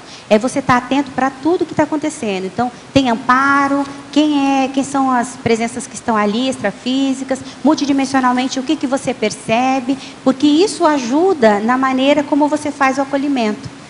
Eu, assim, sempre procuro estar bem tranquila, bem serena, para os atendimentos que eu faço, prestar atenção nas sinaléticas que aparecem, para que, de fato, aquele acolhimento ele seja produtivo. Agora, em minha faculdade tem a matéria de psicologia hospitalar com viés psicanalítico. Nosso professor, junto com os estagiários, procura ouvir o paciente no leito, que muitas vezes não quer conversar, não quer o contato com o psicólogo, ou dizem preferir conversar com Deus, ao psicólogo. Em nossas aulas, muitos questionamentos são levantados, mas poucas são as conclusões que se chega em relação aos problemas referentes à atuação do médico e aos complicados relatos de descaso, iatrogenia e negligência do hospital universitário. Gostaria que a verbetógrafa desse sua opinião sobre psicanálise no ambiente hospitalar. Isso aqui, ó, o rapaz tem 22 anos, é de Niterói, no Rio de Janeiro.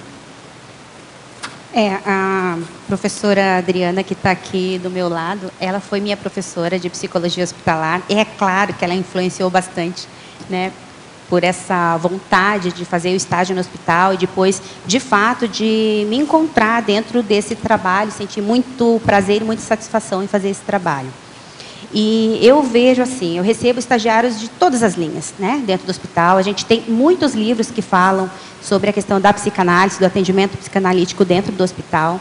E a gente vê que a psicologia hospitalar ela é uma técnica. Então, independente da linha que você atua ou que você trabalha, é importante que essas ferramentas, que são ferramentas calcadas na área clínica, de atendimento clínico, elas nos ajudem, elas facilitem fazer esse rapport com o paciente, mas a gente nunca perdeu o foco de que o nosso atendimento dentro do hospital, ele tem o foco do adoecimento e hospitalização. Então, a gente vai ver o paciente e não vai tentar, naquele momento, resolver todas, né, as demandas existenciais do sujeito. A gente vai procurar olhar o paciente, entender, dentro da condição de adoecimento, qual é o aspecto que mais precisa ser trabalhado, psico, né, emocional, para a gente ver, dentro do atendimento, qual é a nossa prioridade. Eu vejo assim, tem muita bibliografia sobre esse tema, eu tenho bastante coisa também, mas, independente da área de atuação, eu acho que uma das coisas mais importantes é você ter a sensibilidade de ouvir o paciente. Eu falo que tem uma área que eu falo sobre a questão do silêncio pacificador, que é justamente isso, você, na hora do atendimento, você saber o momento de falar, você saber o momento de ouvir, e dentro daquilo que você já aprendeu, das técnicas, né, dos recursos clínicos que você tem, procurar atender aquela demanda, pensando naquilo que a professora Adriana até perguntou, né, de ser o melhor atendimento que você já fez e que você pode fazer para aquele paciente. Mesmo que amanhã você vá atender de novo, semana que vem você vai atender de novo. Tem pacientes que a gente acaba atendendo até 10 vezes, se é um paciente de longa permanência. Mas você fazer daquele atendimento o melhor atendimento que você pode. E a gente fala assim, mas às vezes tem muita reclamação de equipe. Tem. Às vezes tem coisas que estão erradas? Tem também. A gente erra, a equipe erra, às vezes são condutas do próprio hospital, mas nós estamos lá para fazer o melhor. Então, o que a gente faz? No meu caso, eu, Gisele, o que eu faço? Eu confio muito na equipe que eu trabalho. Então, se existe alguma demanda que é alguma questão médica, eu vou lá no médico. Eu chamo o médico, né, converso com ele, explicito a situação e, na maioria das vezes, o que eu faço? Eu pego o médico e levo até o leito. Coloco para conversar com o paciente, às vezes coloco a família junto também. Eu faço muito isso. Então, às vezes, a questão é com a nutrição ou é uma da enfermagem, não importa. Eu digo assim, que a gente tem que ir até as últimas instâncias. Eu faço isso no meu trabalho. Eu vou até as últimas instâncias. Então, se aquela condição ali, que é uma coisa que eu vejo que não está favorável, não pode ser resolvida dentro daquela equipe, eu vou na coordenação. Se não dá para resolver na coordenação, eu vou lá na direção. E a gente sempre tem portas abertas, pelo menos no hospital que eu trabalho, junto à direção, porque eles têm interesse que a questão seja resolvida, né, que é melhor para todo mundo. Então, procurar, eu acho que ter acesso a todos os profissionais do hospital, para que a gente faça um trabalho integrado, um trabalho em conjunto, onde um ajuda o outro e todos nós ajudemos ao paciente e às famílias. Eu acho que isso dá bastante resultado. Professor, na sua última frase do DAC, surpreendo-me saber que era grande máquina de pergunta na adultidade. O senhor é máquina de pergunta, reconhece? Sim. Sobre as mudanças meteorológicas e os nossos eventos da conscienciologia, fica evidente o enorme esforço dos amparadores de limpeza energética. Sabia que no Fórum da Responsabilidade Planetária, árvores de meio século foram derrubadas nos arredores de Foz? O senhor lembra do que ocorreu nos bastidores daquele evento? Poderia comentar? Não, eu não sei tudo o que aconteceu, só sei que teve muita experiência, muita gente e muito trabalho de assistencialidade. Agora, sobre esse negócio de arrancar árvore, nós temos que ver umas coisas. Foz tem duas características sobre isso. É uma das cidades que tem mais árvores em todo o Brasil. Tudo aqui é verde o ano inteiro. Segundo, é muita árvore que eles cortaram toda a copa para passar fio elétrico no meio. Isso tudo também cria problema com o passar do tempo. Tem ruas inteiras daquelas árvores esgalhadas com o fio no meio. É só rodar aí em Foz, vocês vão ver ruas inteiras com isso, porque é árvore demais. E eles não fazem a fiação subterrânea. Por exemplo, aqui no CAEC nós temos fiação subterrânea, a maioria de tudo isso foi feito.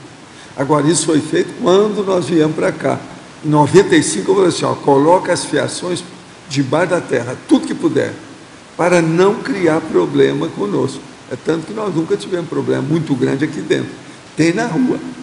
Sempre na rua, quando ocorre alguma coisa, é na rua, não é aqui fora, aqui dentro. Então, isso aí tudo ocorre. Agora, os amparadores fazem força na situação. Olha, você aí, Cláudio, que está perguntando essas coisas, eu quero só te lembrar o que é que o povo tem reparado. Que toda quinta-feira, quando nós vamos fazer a mega euforização, quase sempre está chovendo aqui. Realmente, uma boa parte das quinta-feiras chove. Mas, por exemplo, esse mês não adianta falar isso, que o mês de março chove mesmo aqui demais. Então, isso é relativo. Amanhã, por exemplo, vamos ver se vai chover. É quinta-feira, é dia da mega euforização. Vamos ver o que vai dar.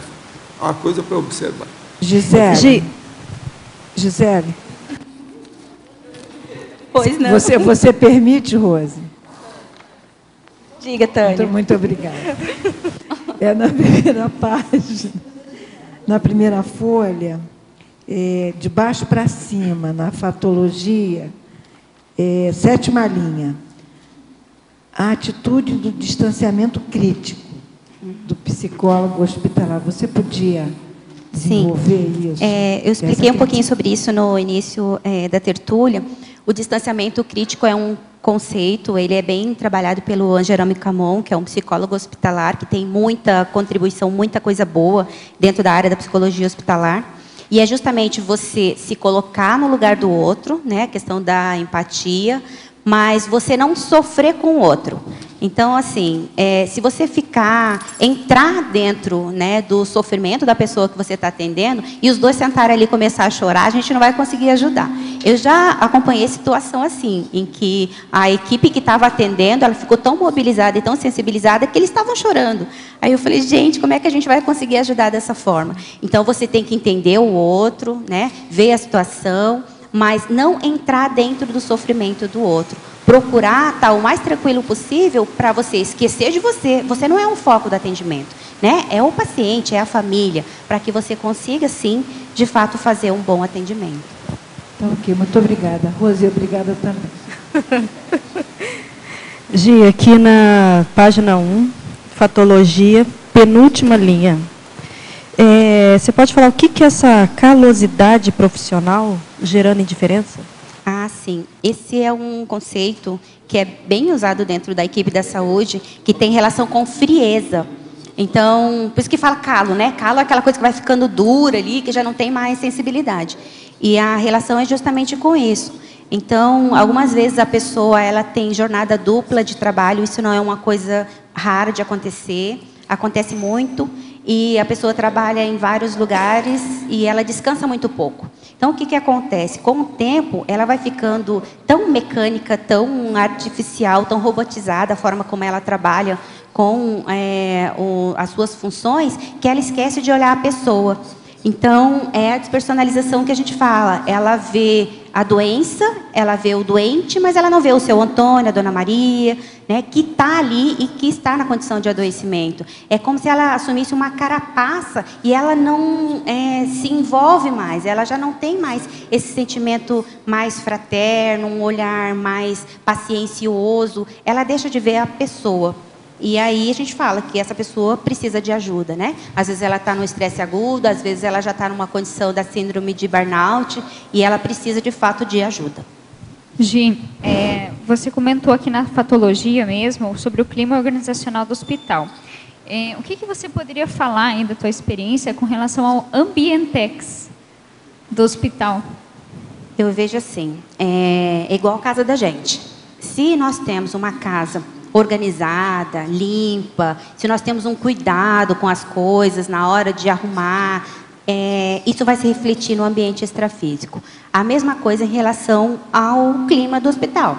Então, se você tem uma predisposição ou uma equipe que tem uma atitude mais fraterna, né, uma intenção mais positiva, mais sadia, pensando no trabalho em conjunto, sem esperar agradecimento, sem esperar que o outro diga muito obrigada, porque às vezes a pessoa está lá e o que ela quer, na verdade, é uma troca de favores. Então, ela faz assistência, mas ela quer que, no mínimo, a pessoa diga obrigada. E se a pessoa não faz isso, às vezes ela fica irritada. Fiz tudo isso para a pessoa, resolvi o problema dela e ela nem muito obrigada falou. Então, uma das coisas que a gente trabalha bastante lá é essa questão do agradecimento. Nós não estamos lá para receber agradecimento e nem gratificação de nada. Se você está no hospital, você não tem jeito. Você está lá para trabalhar com pessoas que estão doentes. Sejam os pacientes ou os familiares que chegam emocionalmente desestruturados. Então, você já sabe o ambiente onde você está. Então, você pode contribuir para que esse ambiente extrafísico ele seja mais positivo, mais favorável, mantendo a serenidade, acolhendo todo mundo, assistindo todo mundo. Ou você pode, né, fazer um atendimento fictício, onde você vai fazer as coisas de maneira robotizada e vai estar, na verdade, ajudando para um ambiente mais entrópico. Então, a pessoa chega irritada. Ela chega irritada porque, às vezes, ela não tem informação. Então, é a maneira como ela vai manifestar o estresse dela. Se você entra no mesmo padrão que ela, o que eu pensei que você está ajudando? Você está ajudando a deixar o ambiente mais entrópico. Agora, se você está mais tranquilo, afinizado com energias mais positivas, você vai ajudar aquela pessoa a ficar bem também. Então, somos nós quem definimos. Igual a gente cuida da casa da gente, no ambiente de trabalho é a mesma coisa. Então, nós vamos participar de qual Holo Pensene, né? Somos nós quem decidimos isso. O que a gente quer fazer? E, às vezes, a pessoa ela não consegue se adaptar ao ambiente hospitalar. Nem a família, às vezes nem o paciente, e às vezes a equipe também. Se é a equipe, o que eu falo? Gente, tem muitas coisas que dá para trabalhar. Vai trabalhar no escritório, vai trabalhar numa loja, vai fazer outra coisa. Né? Você pode fazer, de repente, o mesmo tipo de trabalho, seja administrativo, seja operacional, mas em um outro ambiente, onde você dê conta. Então, eu acho que nós também temos que olhar para nós, para a gente decidir o que a gente quer fazer e onde a gente quer fazer. E que tipo de contribuição a gente quer no ambiente onde a gente está. Uma coisa que eu assim, considero que é muito importante dentro de um contexto hospitalar é a questão da afetividade. Então, eu vejo assim, como é que você é com as pessoas que estão próximas a você? Eu vivo perguntando para o Hernani, estou cuidando direitinho? Como é que está, né? Porque eu vejo que isso, para mim, é um indicador positivo. Então, eu estou cuidando direito, eu tenho interesse sincero, eu estou olhando todas as coisas para ele, né? Esse sentimento, ele é sincero, ele é caloroso, ele traz um sentimento de gratificação. Ok, então está tudo certo. Por quê? Porque a partir daí, eu vou ver como eu posso fazer, então, para retribuir isso para outras pessoas, aquilo que eu já aprendi. Se eu consigo sentir isso por uma pessoa, então isso significa para mim que eu consigo fazer isso por outras pessoas também, que eu nunca vi. E eu vejo que esse exercício, ele me ajuda bastante, porque depois de um atendimento, você passa por muitas pessoas todos os dias, e a gente vê que aquele sentimento de carinho é sincero. Então, isso é uma coisa muito boa, mas eu acho que é olhando para dentro de casa, né? Como é que você atende as pessoas que estão próximas a você, os bichos que estão próximos a você? Qual é o cuidado que você dedica, né, para essas pessoas? Aí sim, aí você vai ver. Como é que eu consigo fazer isso, então, fora de casa? Professora Gisele, aqui, ó. Quais são as percepções, para-percepções, em relação ao paciente quanto à iminente dessoma?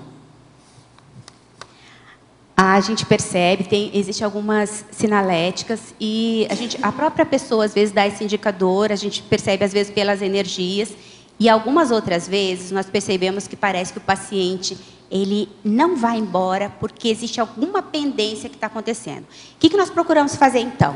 A gente procura reunir a família daquele paciente, procura ver o que está acontecendo, que pelas condições clínicas já era para ele ter dessomado, então existe alguma pendência que está ali atravancando, às vezes, o processo, e a gente traz essa família, conversa com essa família, e nós percebemos assim que muitas vezes existem processos de reconciliações a serem feitos. Então, é muito positivo isso, porque a família, às vezes, a própria família traz essa demanda para a gente, e a gente, às vezes, convoca algum familiar que ainda não veio fazer a visita para o paciente. Esse processo acontece, nós acompanhamos até o leito, e a gente vê assim que é questão de horas depois o paciente acaba dessomando. Então, quando a gente está lidando com situações de pacientes mais críticos, parece que a gente começa a perceber, né, quando isso vai acontecer. E a equipe como um todo, né, a gente já percebe que as energias da pessoa já não estão mais ali, que já não está mais tão presente. E a família também percebe isso, por isso que às vezes eles nos solicitam, né, que faça esse processo de reconciliação. E é muito bom, assim, porque às vezes é o paciente que precisa pedir perdão, às vezes é a família que precisa pedir perdão. Então, a gente vê que a dessoma é mais tranquila e a família também fica mais tranquila. Agora, e sobre a equipe extrafísica de apoio no hospital? Você já contatou com eles? Eu vou sempre pelas minhas, né, pelas sinaléticas. E a gente percebe, sim, existe muito amparo dentro do hospital. Nas situações que a gente faz. E, às vezes, assim, aparentemente, é uma situação tão, né, assim, rotineira, que você está acostumada a fazer e tudo, e você percebe que os amparadores estão presentes. Ué, mas por quê, né? Qual é o sentido? E, quando a gente vai atender, a gente consegue, de fato, perceber. E, às vezes, essa relação do amparo não é só um amparo de função, às vezes, o amparo do próprio assistido. Então, isso facilita muito o trabalho, ajuda muito no trabalho como um todo. E, se você está predisposto, as inspirações vêm, as orientações vêm, e isso facilita o trabalho de todo mundo. Gisele, na página 3, por favor. A síndrome do vampirismo bioenergético, você pode comentar? Como é que você percebe isso lá? E como é que é a questão de assimilação e desassimilação também da equipe? Sim. Quando a gente fala em hospital, a gente está falando de pessoas doentes, né? Se as pessoas estão doentes, existe uma carência. E essa carência, ela não é só emocional, às vezes é uma carência energética também. E a gente falou um pouquinho antes sobre a questão da manipulação. Às vezes, a manipulação que a pessoa faz é justamente para ela ter a atenção das pessoas e para ela ter a energia das pessoas. Então, a gente tem que ficar atento quando isso acontece para a gente cortar, né? E porque senão a pessoa embarca dentro da situação daquela ali e às vezes entra num processo de defasagem mesmo, energética. Então, a gente tem que estar atento, tem que fazer bastante estado vibracional, para ver o que de fato está acontecendo e para não entrar nisso também. Tem paciente que entra num processo de autovitimização tão grande que ele cobra. Então, ele cobra que a equipe esteja presente o tempo todo, ele cobra que a família esteja presente o tempo todo, e ele faz com que isso seja assim, como se ele tivesse tão carente, tão necessitado, tão isso, tão aquilo, e a gente vê que, na verdade, é um processo de manipulação, que ele está querendo a energia. Então, a gente tem que ficar atento, a família também fica, e a gente faz a intervenção para que ele perceba, né, a parcela de responsabilidade que ele tem com o bem-estar dele também. Então, todo mundo faz a sua parte, inclusive o paciente. Gi, na página 3, mitologia, fala um pouco sobre o mito da melhora milagrosa. Se tem um sentido específico, como é que você vê isso? Tem a Elizabeth Kübler-Ross, que é uma psiquiatra, eu até coloquei na bibliografia sobre a morte e o morrer. Ela tem esse livro aqui que fala sobre a questão, as fases do luto e tudo, de cuidados com pacientes paliativos. E, assim, o que acontece? A pessoa, ela fica fragilizada quando ela está dentro do hospital. Ela está doente. E ela quer, de alguma forma, se liberar daquela situação. Então, às vezes, o que acontece é um processo de negação, principalmente no início do adoecimento ou do internamento. E ela acha, assim, que vai existir alguma coisa, algum milagre em que ela, de repente, de uma hora para outra, ela vai sarar, ela vai sair daí, ela não vai precisar mais daquela condição. Então, pacientes, por exemplo, que estão aguardando por uma cirurgia.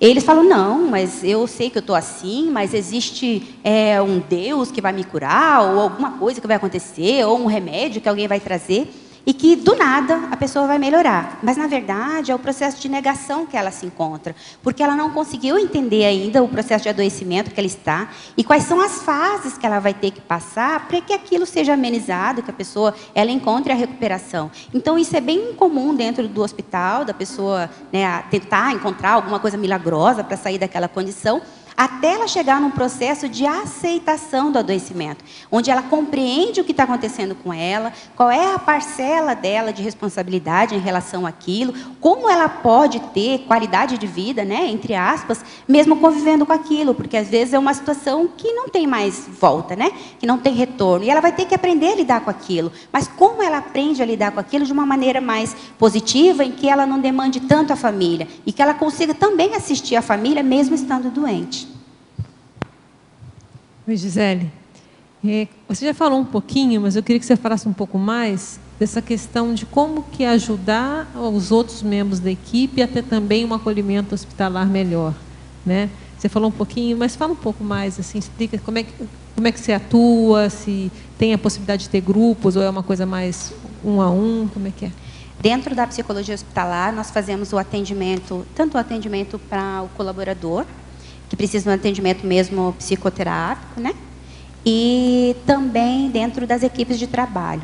O psicólogo é bastante solicitado lá, eu vejo que isso é uma conquista nossa. Quando eu cheguei, a coisa era bem difícil mesmo, né? As pessoas nem sabiam que era psicologia. O pessoal falava assim, o doente está chorando? Chama a psicologia. O paciente precisa conversar, chama a psicologia para conversar. Aí eu virava e falava assim, ok, ele está precisando conversar? Senta lá do lado dele e conversa. O que é que você está precisando? Porque a gente começou a mostrar para eles o que era o trabalho, qual era a necessidade do trabalho. Para que eles entendessem, então, dentro da questão, né, da contingência, né, da solicitação, do atendimento, eles entendessem o que era de fato prioritário. E eu vejo assim, que se você está... Eu falo muito lá para eles de autodisponibilidade assistencial. Porque eles falam assim, Gi, não deu tempo não. Não deu tempo? E a disponibilidade assistencial? Então, a gente trabalha muito isso lá com eles, porque se você está disponível o tempo todo, a equipe sabe que ela pode contar com você.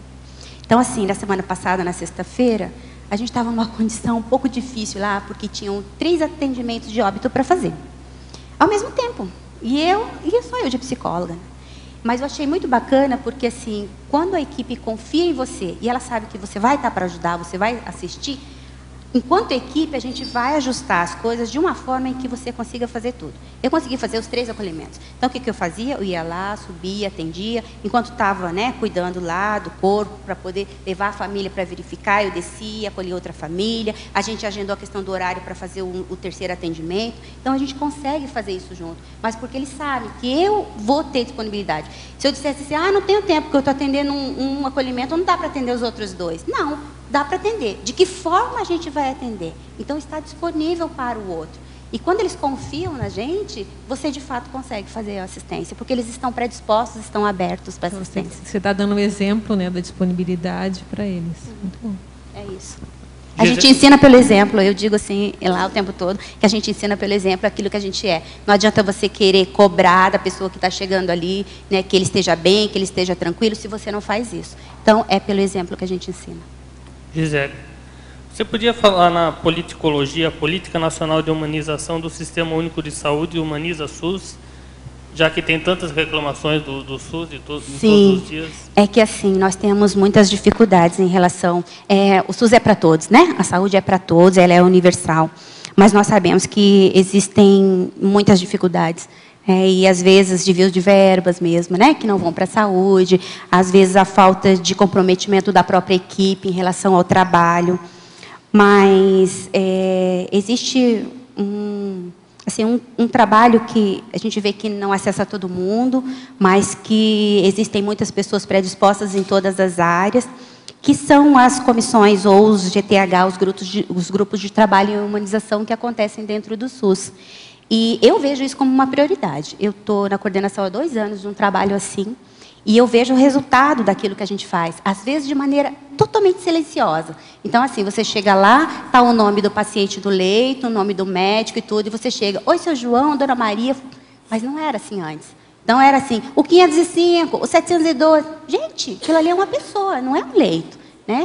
Então, dentro de um trabalho de humanização, a gente fala assim, mas nós somos todos humanos, para que humanização? Né? Porque, às vezes, nós perdemos essa noção do que é tratar o outro. Né? Esquecemos de olhar a pessoa que está ali, né? O doente, não a doença.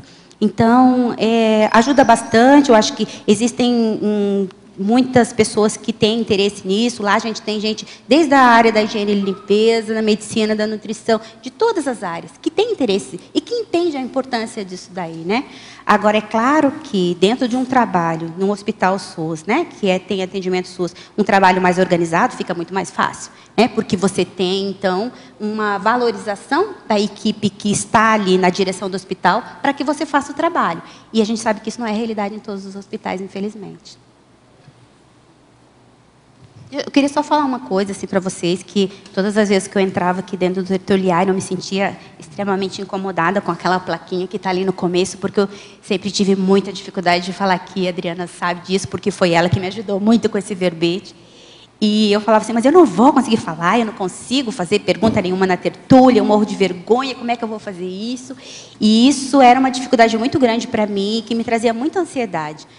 Aí quando foi para poder apresentar o verbete, eu falava, não, mas fazer o verbete não é o mais difícil, porque é a minha experiência, aquilo que eu acredito, aquilo que eu faço, mas e na hora de apresentar? Né? A síndrome do ansiosismo, como é que eu ia fazer? E aí foi bacana que ontem, assim, 2 pessoas chegaram para mim e falaram, nossa, Gi, você vai conseguir? Eu falei assim, eu não sei, mas eu vou tentar. E eu vou estar lá, porque agora não tem mais o que fazer.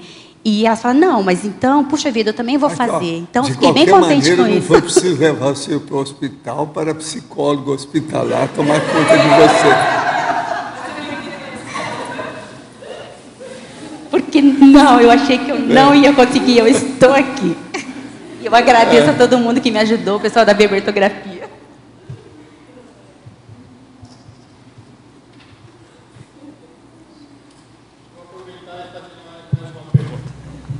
Na mitologia, todo mundo fala, inclusive os funcionários, que a comida de hospital não é Das melhores. Podia falar sobre o mito da comida hospitalar deixar o paciente com fome?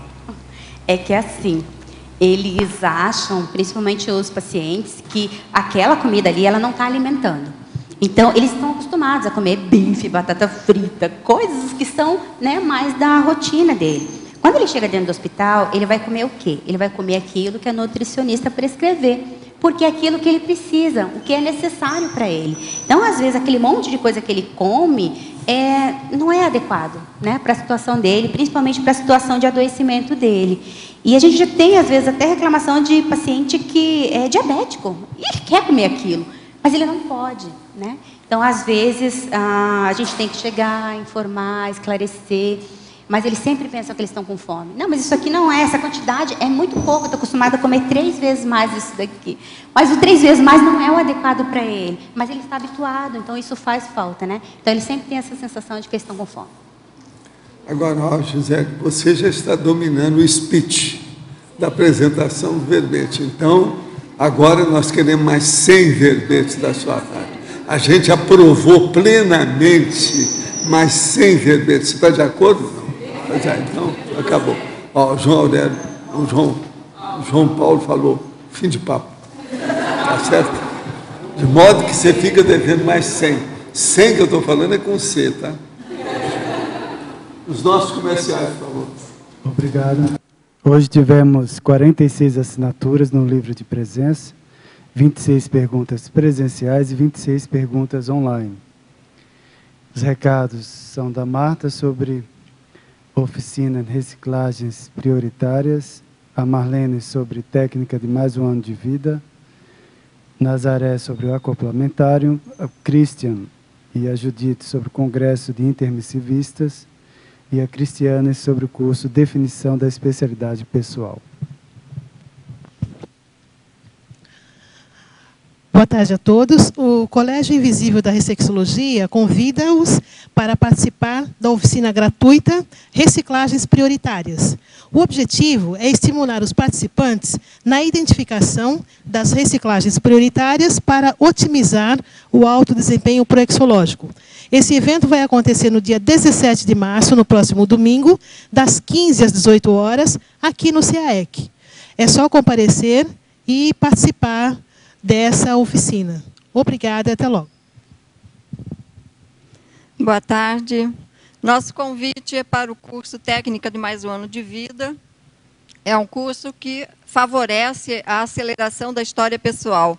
É um curso em 4 módulos, primeiro de 15 a 17 de março de 2013, segundo de 17 e 18 de agosto de 2013, terceiro módulo, 14 e 15 de dezembro de 2013, e o quarto módulo fechando, então, no dia 15 e 16 de março de 2014. As inscrições podem ser realizadas no CIAEC, nós ainda temos algumas vagas. O contato pelo telefone 3525-2652, código de área 45. Todos estão convidados. Obrigado.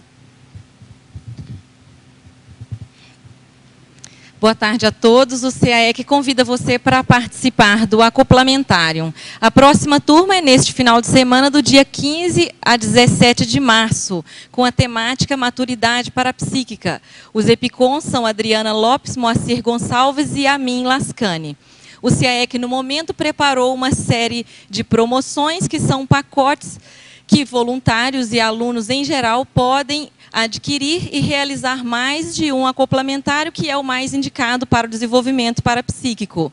Aguardamos a sua inscrição para essa turma, 15 a 17 de março ainda há vagas.